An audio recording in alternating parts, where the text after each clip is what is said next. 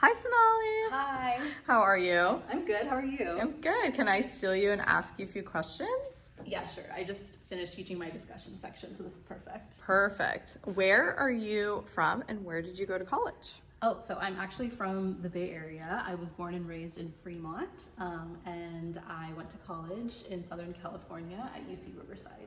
Nice. So what year are you currently?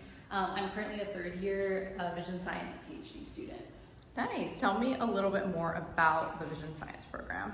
Yeah, so the Vision Science program is a little small. The class size is around 5 to 10 people, and which is actually great because our student-professor relationships are very close, and we are first name basis with a lot of the professors here.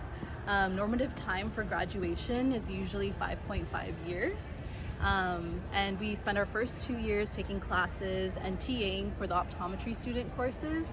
And then our third, fourth, and fifth years are just spent doing research in our labs. Nice. So what research are you currently working on? So I'm doing therapeutic development for ocular disease. So I'm actually doing AAV-mediated gene therapy for dry age-related macular degeneration. That's super interesting. What does a typical day look like in the lab? So I get to the lab around 10 a.m. every day. I run some experiments. I usually take a 1-hour lunch break in the middle of the day, and then I analyze some data and then go home around 5 p.m. Perfect. What's one fact about the human eye that's most interesting to you?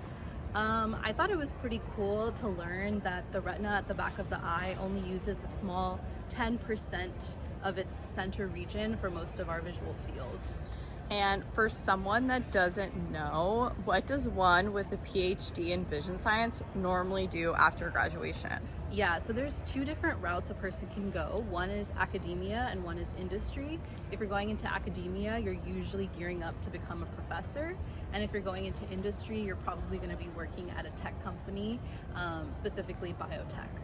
Oh, that's really interesting.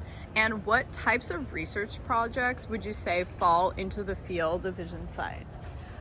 So the Vision Science program is a huge umbrella program. So we have things like computer vision, AI, psychophysics, neuroscience, and even molecular biology. Oh my God, so interesting. So what are your current summer plans? Well, I'm hoping to get an internship actually. So I'm applying to a bunch of different biotech companies here in the Bay Area.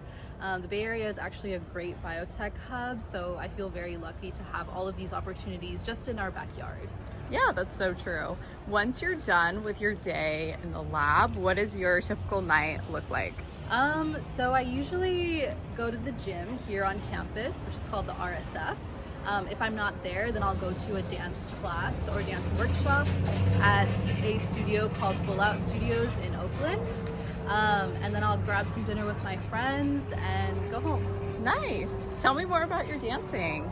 I actually started dancing at a really young age.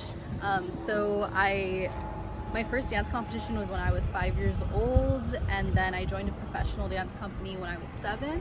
I did it all the way until high school, and then I was the captain of my college dance team, and then I joined a dance team actually here on campus called Thrive Dance Company, but I just did that for 1 semester. That's so cool. And it sounds like you've explored a lot of local spots. What's your favorite spot to go to for dinner, let's say? I think everybody in Berkeley should try the chicken tikka masala flatbread at East Bay Spice Company, which is in downtown Berkeley. It's amazing. I need to try that next time. Awesome. Well, thank you for letting me follow you around for a little bit and ask you some questions. I hope you have a great day. Of course. See you. Bye.